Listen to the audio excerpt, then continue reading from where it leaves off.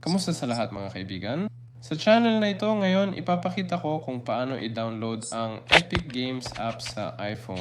Para dito, may App Store tayo at doon pwede nating hanapin ang Epic Games, i-download at gamitin ito.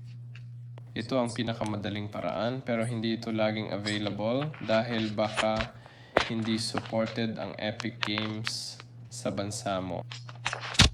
Para magawa ito, kailangan mong pumunta dito. Dito mo mababago ang iyong bansa. Isa rin itong paraan. Ayun, pwede ka rin pumunta sa browser at isulat lang ang Epic Games. Epic Games, i-download ang launcher.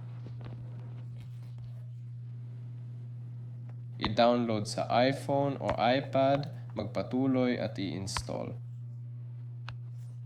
Pero hindi ko ito ma-access dahil nasa Europe ako. Para ma-download ito, pwede tayong magpalit ng bansa sa App Store o gumamit ng VPN at proxy.